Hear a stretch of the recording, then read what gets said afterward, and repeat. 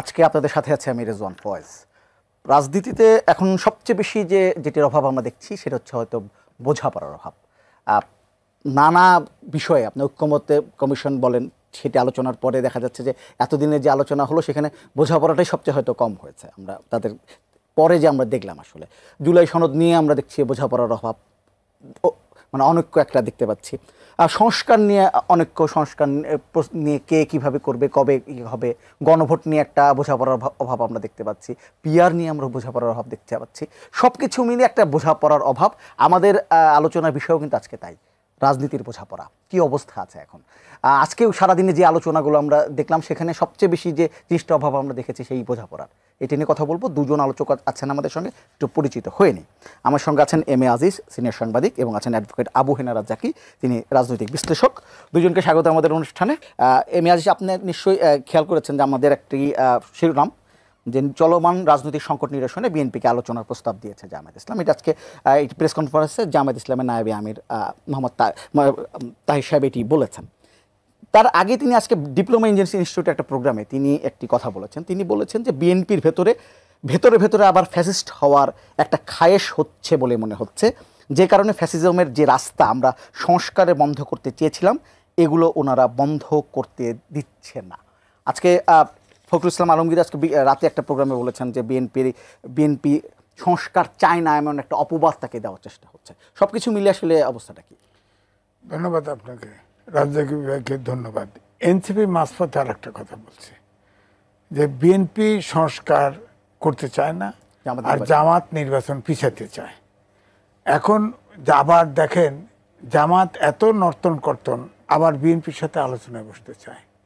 এখানে বুঝতে হবে, কারণ এনসিপি ওই শাপলাকলি গ্রহণ করেছে এবং এনসিপি বলেছে তারা 300 আসনে আসন করবে, এবং তারা কয়েকটি দল নিয়ে, ছোট দল নিয়ে তারা একটা ঐক্য মোর্চা করার চেষ্টা করতেছে।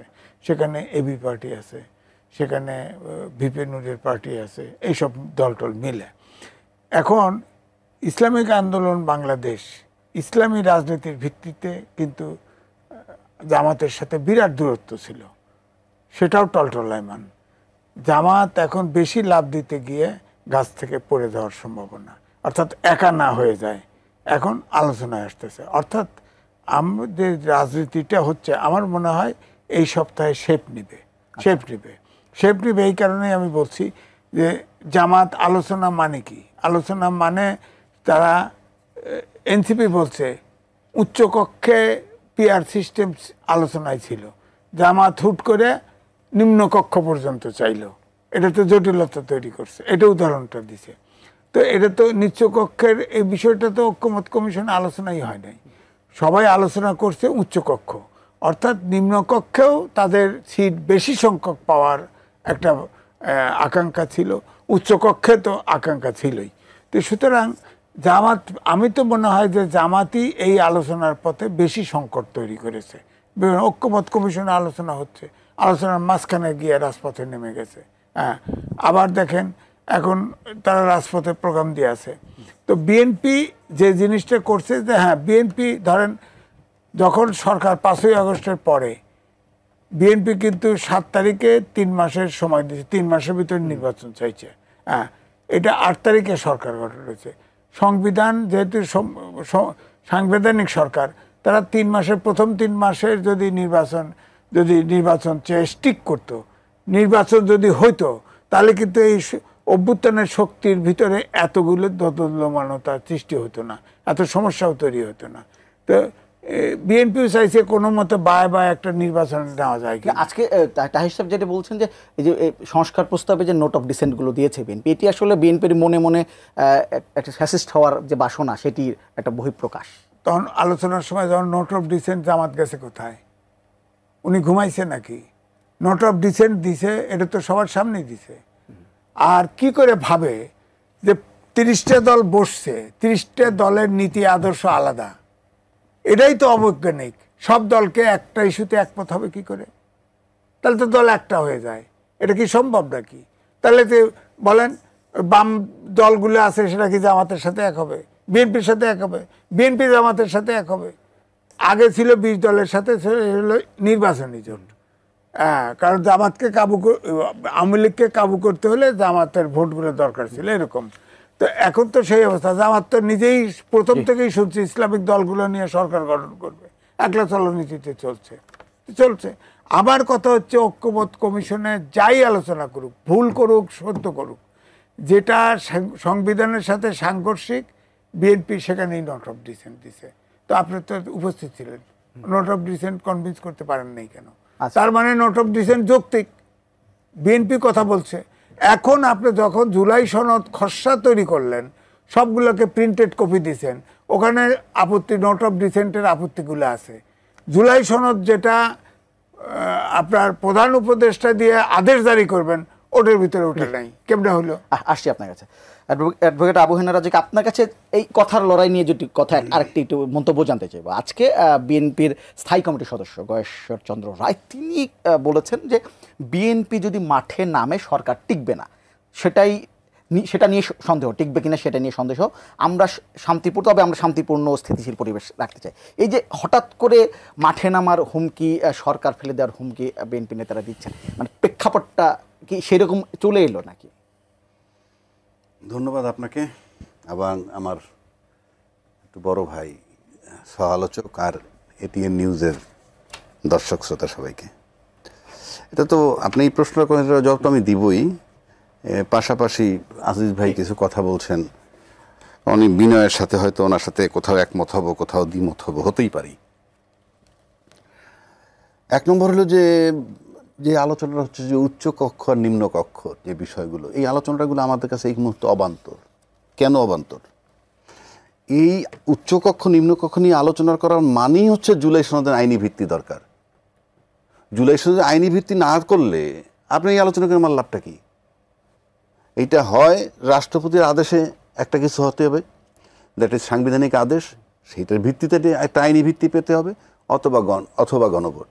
তা নাহলে আমার উচ্চকক্ষ নিম্নকক্ষ, উচ্চকক্ষ হইলে কি হবে, এটা সংখ্যানুপাতে আপনার ওইটা আইনি ভিত্তি না হওয়া পর্যন্ত এটা কাল্পনিক। সুতরাং ওই আলোচনা আমি এই মুহূর্তে যাচ্ছি না। এখন বলা হয়েছে যে এই সরকার সাংবিধানিক সরকার। আজিজ ভাই বলছেন সাংবিধানিক সরকার মানে কি?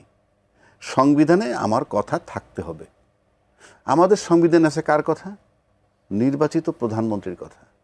তো যেই সংবিধানের মধ্যে আমার কথা বলা নাই, মানে আমার কথা বলতে অন্তর্বর্তীকালীন সরকারের কথা বলা নাই, সেই সংবিধান তো সে অপারেট করতে পারতেছে না।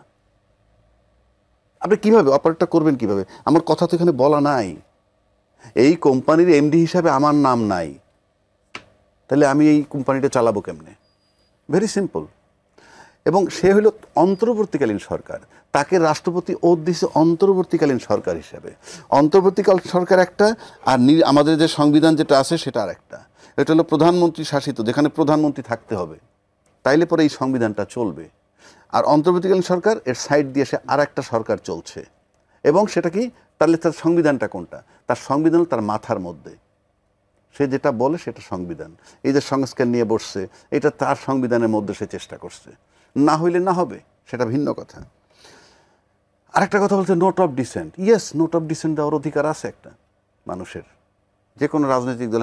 25-30টা রাজনৈতিক দল, যদিও 2টা রাজনৈতিক দলই এখানে ইম্পর্টেন্ট। আর যেহেতু জুলাই সনদে এনসিপির একটা রোল ছিল ছাত্রদের, সেজন্য সে ইম্পর্টেন্ট। আদারওয়াইজ আর যারা আছে খুব কোনো ইম্পর্টেন্ট কোনো ইস্যু না। এই সংস্কার ঐক্যমতের আলোচনা চলছে বলেই তারা বারবার ওই জাতীয় পর্যায়ে ওখানে গিয়ে বসে আলোচনা করছে। দে আর লেস ইম্পর্টেন্ট। এখন নোট অফ ডিসেন্ট কারা দিলেন? নোট অফ ডিসেন্ট যারা দিয়েছেন তারা সর্বোচ্চ ধরেন 30% জনগণকে রিপ্রেজেন্ট করেন।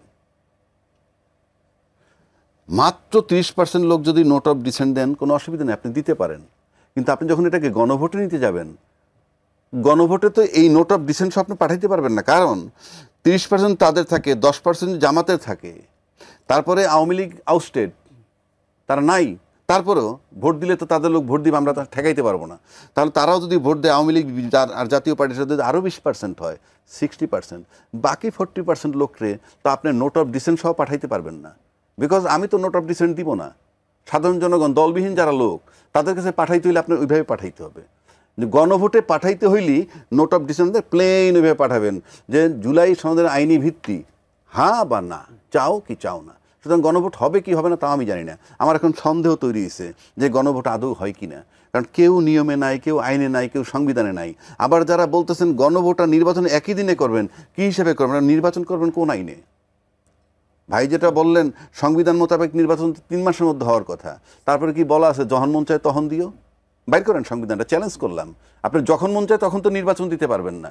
এই যখন চায় মন চায় তখন নির্বাচন দিতে হলে ইউনূস সাহেবের সংবিধান, ওই যে অন্তর্বর্তীকালীন সংবিধান, সরকারের অলিখিত অন্তর্বর্তীকালীন সংবিধানে চলছে দেশ, এবং সেটা মানতেছে, মানবে সামনেও। ফেব্রুয়ারি নির্বাচন মানলেন কেন আপনি? এইবার আসেন, একটা কথা বলা হয়েছে যে প্রতারণা করা হয়েছে।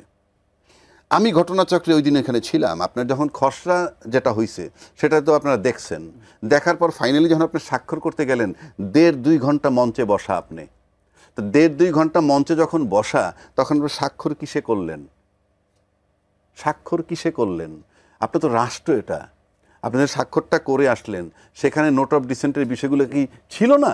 যদি না থেকে থাকে আপনারা দেখবেন না? এটা তো রাষ্ট্র ভাই, এটা দেশ।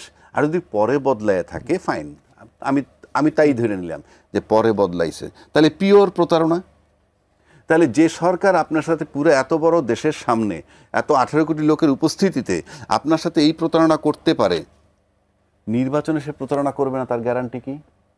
তাহলে আপনি তার নির্বাচনে যাবেন কেন? এরকম প্রতারকের নির্বাচনে যাওয়া তো উচিত না। এখন আসেন, সেই যদি প্রতারকের নির্বাচনে যাওয়া উচিত না, সেই সিদ্ধান্ত থেকে যদি গয়েশ্বর রায় সাহেব বলে থাকেন যে বিএনপি মাঠে নামলে সরকার টিকবে না, আমি একমত। বিএনপি যদি মাঠে নামে সরকার টিকবে না, কারণ আপনি বিএনপিটা বিশাল বড় দল, তারা যদি মাঠে নামে সরকার হটানোর যে কৌশল আমরা অতীতে দেখছি, শুধু আপনি মাঠে নাই যদি শান্তিপূর্ণ মিছিল করে করে এভরিডে বাসায় যান, তাইলে সরকার সরবে না।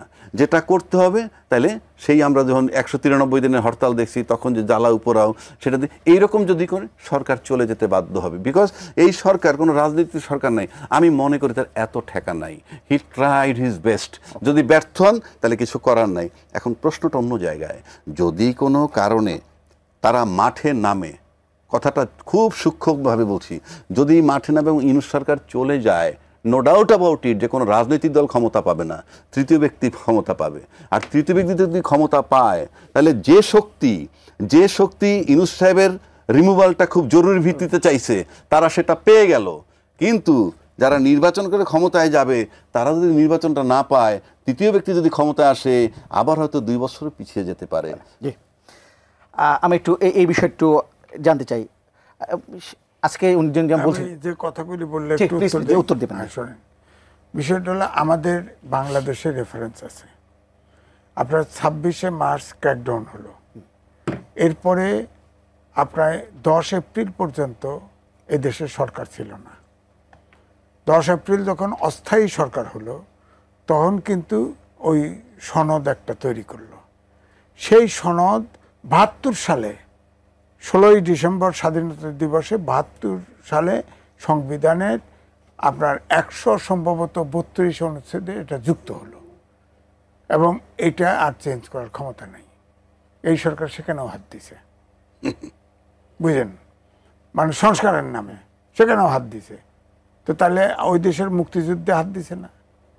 হ্যাঁ, 4টে মূলনীতিতে হাত দিছে, খেয়াল করেন। তাহলে কি জুলাইয়ের যে আন্দোলন হয়েছে, হ্যাঁ শহীদ হয়েছে, স্বীকৃতি দরকার, জুলাই সনদ দরকার, কিন্তু আপনি ইতিহাস মুছে দিয়ে না। আমি জামাতের সাথে বসছি, কয় 24শে 71 মুছে গেছে, ওর বাপের দেশ এটা নাকি জামাতের, ওরা তো এই দেশের বিরোধিতা করছে। 24শের গণহত্যার বিচার হলে 71 সালের গণহত্যার বিচার হবে না কেন বলেন আপনি? কেন হবে না? সেদিন তো প্রাদেশিক সরকারের জামাত 4 জন মন্ত্রী ছিল, তারা সিদ্ধান্ত নিয়ে পাকিস্তান আর্মিকে সহযোগিতা করেছে। এবং আপনি জানেন না, আপনার দাদার কাছে শুনেন, আমাদের দেশের মহিলারা, নারী পুরুষ শিশু পর্যন্ত রক্ষা বাহিনী ধরে ধরে দিছে আর্মির হাতে। বিচার হবে না? বিচার হবে না? যার গেছে সে তো বোঝে।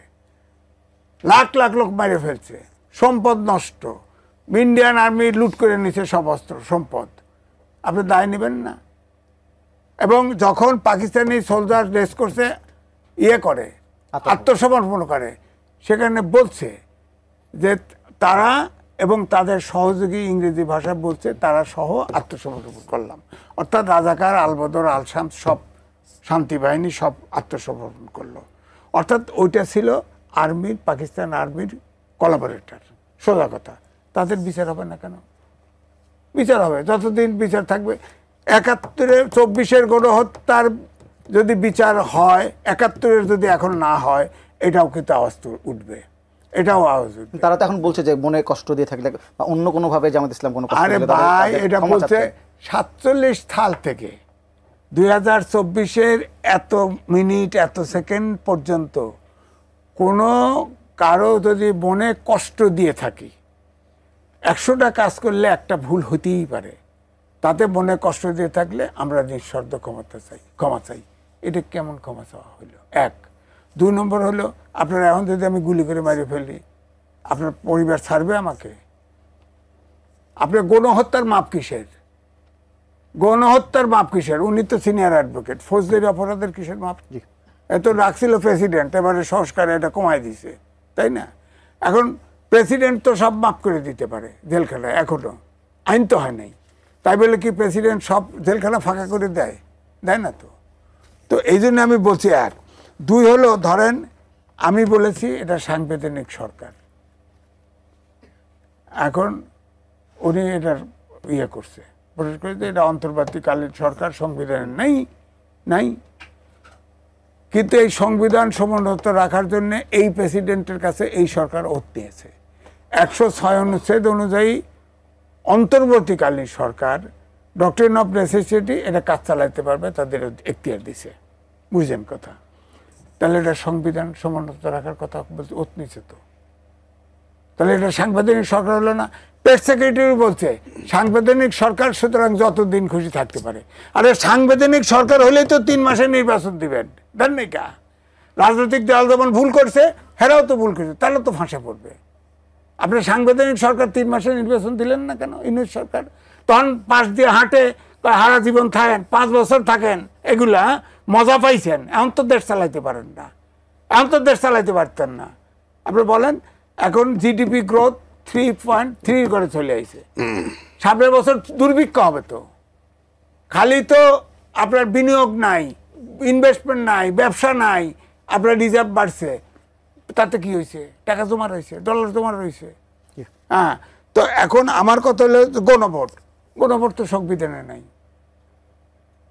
এখন কয় গণপরিষদ। আরে গণপরিষদ তো আমি উদাহরণ দিলাম, আপনার ৭১ সালে গণপরিষদ হয়েছে কারণ দেশটা উল্টা হয়ে গেছে। আপনার কি দেশে একটা পার্টি চলে গেছে, একটা সরকার চলে গেছে, আপনার নাম দিচ্ছেন অভ্যুত্থান, বিপ্লব তো আর দেন নাই। তারপরে এত খোলছে বদলেছে চানকা, তখন ভুল করার খেসারত কি জনগণ দেবে? আমরা দেব? আপনারা ভুল করছেন রাজনীতিবিদরা, সরকার ইউনূস সাহেব না বুঝতে পারছে, এনজিওর মতো পাওয়া গেছে একটা, বয়ে পড়ছে, যেমন ডাক দিছে আসে বয়ে পড়ছে, বইয়ে তিনি সব লয়ে গেছে, তার যত বেনিফিট নেওয়ার নিচে। বলেন তো, একটা ছাত্রদেরকে একটা একদিন বলেছে যে আপনারা শিক্ষা প্রতিষ্ঠানে তোমরা ফেরো, এটাও করো ওটাও করো, বলে যে উদ্যোক্তা হার। আরে ব্যবসা তো সব ওই নিয়ে গেছে, ইউনিসি নিয়ে গেছে, এরা কি ব্যবসা করবো? এখন তো ছেলেদের এই 8 থেকে মাস্টার্স পর্যন্ত মনোজগৎ এই জেনারেশনের শেষ করে দিছে। এরা সবাই এমপি হতে চায়, মন্ত্রী হতে চায়। আমরা একটা যাবো, একটা দুজন দর্শক আছে, ফোনটা নিয়ে নেই একটু। হ্যালো, আসসালামু আলাইকুম। ওয়ালাইকুম আসসালাম। আপনার নামটি বলে প্রশ্নটি করেন। আমি মুক্তার বলছিলাম, বগুড়া থেকে বলছিলাম। জি মুক্তার সাহেব বলেন। আমি প্রশ্ন করবো আবু হেনা রাজ্জাকি ভাইয়ের কাছে। জি, আমি রাজ্জাকি ভাইয়ের কাছে বলবো যে এটা একটু বিনয়ের সাথে বলবো, এটা হলো কি যে শুধু সংবিধান আর আইন এখন চলে গেছে শুধু কোর্টে আর নির্বাচনে চলে গেছে। আমাদের দেশে প্রত্যেক দিন মানুষকে যে কুবায় মারতেছে, পিঠে মারতেছে, প্রত্যেক দিন দুর্ঘটনা ঘটতেছে। আমরা অন 11-এ 2 বছর দেখছি একটা মানুষ মারা যায় না, একটা অপরাধ হয় নাই। আজকে এই 1 বছর 3 মাসের ভিতরে কত মানুষ মারা যাচ্ছে, প্রত্যেক দিন মানুষ মারা যাচ্ছে। এই বিষয়ে আপনারা একটু আলোচনা করেন, এই যে বিষয়ে একটু দৃষ্টি দেন আপনারা। নির্বাচন হবে কিন্তু মানুষ প্রত্যেক দিনই দুর্ঘটনায় মানে গাইবান্ধাতে 3 জন তোর সন্দেহ করে গরু চোর সন্দেহ তাকে পিঠে মারলো, অমুককে পিঠে আবার অমুকে মারে মারে দিল। এটা কি অবস্থা হচ্ছে? এটা আপনাদের কাছে বিনয়ের সাথে অনুরোধ জি, করবো। আপনার প্রশ্ন বুঝতে পেরেছি, আমরা নিশ্চয়ই উত্তর নিব। আরেকজন আছেন, একটু ফোনটা নিয়ে নিই। হ্যালো আমাদের পরাধীনতা থেকে আমরা মুক্তি পেয়েছি, আমরা জেল থেকে হ্যালো হ্যালো তাদের হচ্ছে এখানে। জি হ্যালো, জি, আপনার নামটি বলে প্রশ্ন করেন। আচ্ছা আমি রুবেল বলছিলাম টাঙ্গাইল থেকে। জি, শুনতে রুবেল সাহেব পাচ্ছেন? বলেন। জি, টাঙ্গাইল থেকে বলছিলাম। বলেন। আচ্ছা, আমার প্রশ্নটা হচ্ছে যে আমাদের যে দুজন আলোচক রয়েছে, তো তার মধ্য থেকে আমি আজিজ সাহেবকে আমি প্রশ্নটি রাখতে চাই। সেটি হচ্ছে যে আজকে যে জুলাই সনদ নিয়ে যে গণভোটের কথা বলা হচ্ছে এবং সেইটা নিয়ে আসলে বিএনপির পক্ষ থেকে যেটি বলা হচ্ছে যে এটি ফেব্রুয়ারির প্রথমার্ধে যখন নির্বাচন হবে তখন যেন হয় বা তারপরে হলেও কোনো সমস্যা নাই। তো এখন প্রশ্ন হচ্ছে যে একটি বড় দল হিসাবে, বাংলাদেশের প্রেক্ষাপটে একটি বড় দল হিসাবে সবার আগে এই জুলাই সনদের যে একটি আইনি ভিত্তি হোক, সেটার জন্য কি তাদেরই সবার আগে এগিয়ে আসা উচিত ছিল না? কারণ যে জুলাইয়ের জন্য তারা আজকে মুক্ত, যে জুলাইয়ের জন্য। বুঝতে পেরেছি। দর্শক বোন আরেকজন আছেন, একটু ফোনটা নিয়ে তারপরে আমরা আলোচনা যাই। হ্যালো হ্যালো জি, আসসালামু আলাইকুম। ওয়ালাইকুম সালাম। আপনার নামটি বলে প্রশ্ন করেন। আমি মনিহায়দার বলছি। জি বলেন। আমার প্রশ্ন রয়েছে, লাস্ট 1 বছরে আমরা জুলাই সনদ নিয়ে যেইভাবে আলোচনা সমালোচনা যাই করেছি, কিন্তু এই দিক দিয়ে আমাদের অর্থনৈতিক অবস্থা যে কোথায় চলে গেছে তা কি একবার কেউ ভাবছে? আমাদের চিফ অ্যাডভাইজার বললেন আমরা বিদেশির কাছে যাব না, বিদেশিরা আমাদের কাছে আসবে, কিন্তু আমরা 1 বছরে কোনো ইনভেস্টমেন্ট তো দূরে থাক, যা 2-1 জন আছে তার কিছু নেওয়ার জন্য আসছে, আমাদেরকে দিয়ে যাওয়ার জন্য আসে নাই। তাহলে আমরা জুলাই সনদ দিয়ে কি করবো যেখানে আমরা দারিদ্র সীমার নিচে আরো যাচ্ছি? জি, আপনার প্রশ্ন বুঝতে পেরেছি। আমরা এই উত্তরের চেষ্টা করব। আমি অ্যাডভোকেট আবু হেনা রাজ্জাকে, আপনাকে যে 2 জন দর্শক ফোন করেছেন প্রায় কাছাকাছি জায়গায়, মুক্তার সাহেব প্রশ্ন বুগোরো থেকে এবং মনীষ সাহেব প্রশ্ন করেছেন ঢাকা থেকে। 2 জনের প্রশ্ন এরকম যে আপনার আমরা জুলাই সনদ নিয়ে আলোচনা করছি, দেশের সমস্যা, জনমনের নিরাপত্তা এবং এই যে অর্থনীতি নিয়ে আমরা কোনো আলোচনা করছি না, আলোচনা আসছেই না। অবশ্যই এগুলোর জবাব আমি দেওয়ার চেষ্টা করব। তার আগে কিছু কথা বলে আসি, যেটা বলতে হবে তাহলে মানুষ ভুল বুঝবে। আজিজ ভাই এক জায়গায় কথা বলছেন যে গণভোট সংবিধানে নাই। আই ডু অ্যাডমিট, গণভোট সংবিধানে নাই। কোন সংবিধানে আছে? আপনি কি জানেন যে গণভোটের কথা 2টা বড় দল মেনে নিছে? একটা দল বলছে নভেম্বরে গণভোট চাই, আর একটা দল বলছে কি নির্বাচনের সাথে একই দিনে চাই। 2 জন কিন্তু গণভোট মেনে নিছে। কেন মেনে নিছে? কারণ অন্তর্বর্তীকালীন সরকার সিদ্ধান্ত চূড়ান্ত। এই কারণে অন্তর্বর্তীকালীন একটা পূর্ণাঙ্গ সরকার, তার কাজ শুধু ওই তত্ত্বাবধায়ক সরকার মতো নির্বাচন করে যাওয়া নয়, পূর্ণাঙ্গ সরকার। সে কিন্তু বহু এগ্রিমেন্ট করতেছে, অনেক এগ্রিমেন্ট বাতিল করতেছে, ইত্যাদি ইত্যাদি। সে কারণে সম্প্রতি একটা কথা উঠাইছে যে এই সরকারকে অন্তর্বর্তী তত্ত্বাবধায়ক সরকারের মতো চরিত্র ধারণ করতে হবে। তার মানে কি, ওই যে এগ্রিমেন্ট বাতিল করা, চায়নার সাথে এগ্রিমেন্ট করা, এগুলা ভালো লাগে না, কারো পক্ষে কারো বিপক্ষে যায়, কিংবা কেউ কারো পারপাস সার্ভ করে, তাই এই ডায়ালগটা দিছে। কেন এই ডায়ালগটা আপনি শুরুতে দেওয়ার কথা? তত্ত্বাবধায়ক সরকার মানে সিম্পল একটা দায়িত্ব দাও, আপনি এইটুকু তত্ত্বাবধান করে চলে যাবেন। আর অন্তর্বর্তী জাস্ট কমপ্লিট গভর্নমেন্ট বলতে যাবো যায় তাই। কাজে তার যেহেতু অন্তর্বর্তীকালীন সরকারের সংবিধান, আমার সংবিধানে গণভোট আছে এবং সেটা মেনে নিছে, হোক কি না হোক সেটা পরের চ্যাপ্টার গেল। 1 2 নম্বর একটা কথা বলছে বিরোধ, মানে ইউনূস সাহেবের বিরুদ্ধে যে বিরোধ, আমি এখানে ডিবেট করতেছি, আমার কোনো পক্ষ না। ইউনূস সাহেবের বিরুদ্ধে দলবিহীন যত লোক আছে বাংলাদেশে দলের লোক তো আমরা বললাম 60% নিতে পারবেন টোটাল, বাকি 40% আমরা সমাজে থাকি। আপনি দলের লোক ছাড়া এখন যদি বলেন জামাতের দলের লোক ইউনূস সাহেবের বিরোধিতা করে না, এনসিপি তার বিরোধিতা করে না, আমি কথার কথা তর্কের খাতিরে বলছি। কিন্তু যারা বিরোধ করবে, এক করবে পতিত সরকার। কেন করবে? তাকে তাড়ানো হয়ে সে বসছে। আর যারা করে তার বাইরে দলবিহীন কোনো লোক এখন পর্যন্ত বাংলাদেশে ইউনূস সাহেবের বিরোধী কোনো বক্তব্য আসে নাই যে ওনার চলে যাওয়া উচিত। দলবিহীন লোক বলছি বারবার। তারপর একটা কথা বলছে ইনভেস্টমেন্ট নাই, দ্বিমত করছি না, কিন্তু ইউনূস সাহেব আসার পর কোনো ইনভেস্ট কিন্তু চলে গেছে উঠে, যা আগে ছিল অনেক, সেগুলো চলে গেছে, আমি ডিবেট করতেছি। 2 $31 বিলিয়ন অলরেডি রিজার্ভে আসছে, একটা ব্যাংক এখনো বন্ধ হয় নাই। যারা টেলিভিশন হিসেবে বলে ব্যাংক বন্ধ হয়ে গেছে, দে টেল, মানে তারা মিথ্যা বলে। হয়তো টাকার সংকট হইতে পারে ব্যাংকে, কিন্তু বিলিয়ন ডলার বাড়ছে। 3 নম্বর আসেন ব্যবসায়ীদের দুরবস্থা। আগে ব্যাংকে গিয়ে চাইলেই টাকা পাইতো, লাগবে 100 কোটি, দাও 300 কোটি, 200 কোটি পকেট, এত ইজি টাকা বের হচ্ছে না ব্যাংক থেকে। সুতরাং দে আর ইন ট্রাবল। নাম্বার 1, কোনো অনেস্ট ব্যবসায়ীর কোনো প্রবলেম হচ্ছে না বিজনেসে, যে জেনুইন ব্যবসা করে, এলসি দিব টাকা। তারপরে যেই টার্মোয়েল সিচুয়েশন হয়েছে তাতে কিছু লোড নিতে হবে। অ্যাটলিস্ট আমার লোক মারা যেত আয়না ঘরে, ক্রস ফায়ারে লোক মারা যেত, 57 জন সেনা অফিসার মারা গেছে, আমি সেই জায়গার থেকে উদ্ধার পাইছি। এগুলা বলতে হবে যে অবশ্যই এটা ডেভেলপমেন্ট। আপনি রাষ্ট্রের লোকের স্বাধীনতা অনেক বেশি ইম্পর্টেন্ট আমার ব্যবসার চেয়ে।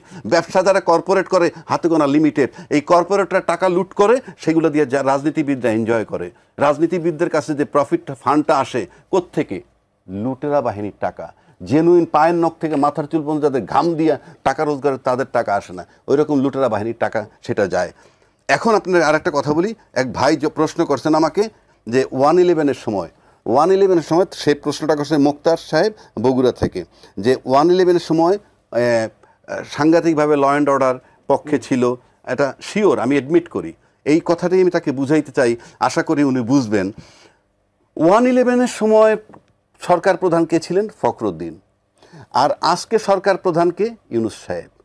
আমি যে তর্কের কাছে সিম্পল, দুইটা লোকের ব্যক্তিগতভাবে আনেন, দুইজন লোকই নন পলিটিক্যাল, এবং তার সেই ক্ষেত্রে যে নন পলিটিক্যাল লোক হিসেবে আপনি যদি বলেন 111 সালে ফখরুদ্দিনের সাহেবের চেয়ে অবশ্যই ইউনূস সাহেব অনেক গ্রহণযোগ্য ব্যক্তি, যদি আপনি সিম্পল, তারা নন পলিটিক্যাল দুইজনই। এখন আসেন, সেই 111-এর সময় ফখরুদ্দিন সাহেবের পাশে কিন্তু একজন আর্মি চিফ ছিলেন, মাঠে সেনাবাহিনী ছিল, মাটি থরথর করে কাঁপত।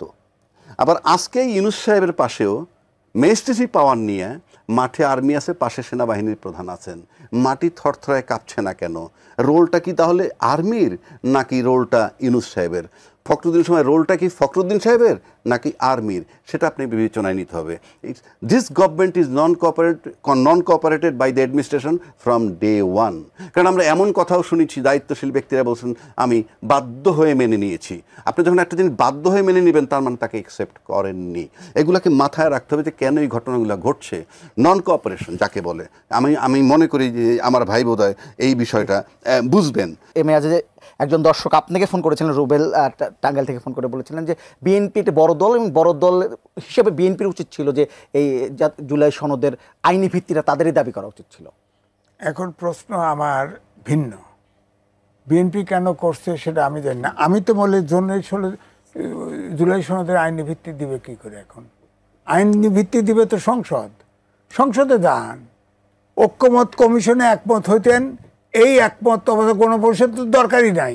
আপনারা যদি একমত হতে পারতেন, সোজা সংসদ যেহেতু আইনি ভিত্তি, সংসদে যাবে।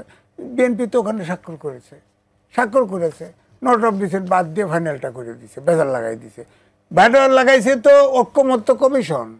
জুলাই সনদ তো বিএনপি স্বাক্ষর করছে, এটি নিয়ে সমঝোতার ভিত্তিতে আপনি যান, ইয়েতে যান, আবার গণভোট করবেন, আইনি ভিত্তি চাইবেন। এগুলো কি সংবিধানের বাইরে যাচ্ছেন কেন? সব আপনি সংসদ ছাড়া আইনি ভিত্তি হবে না, তো সংসদ ইলেকশনে যাইতে হবে সোজা, এইটাই উত্তর।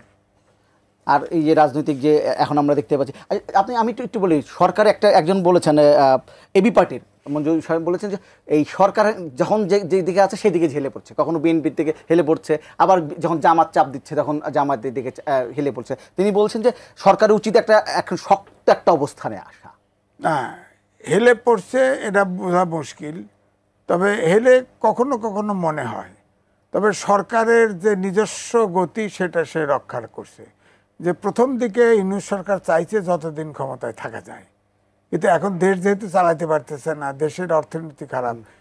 আপনারা দেখেন জিডিপি গ্রোথ করোনা কালের চেয়ে কমছে, 3-এর ঘরে আইছে।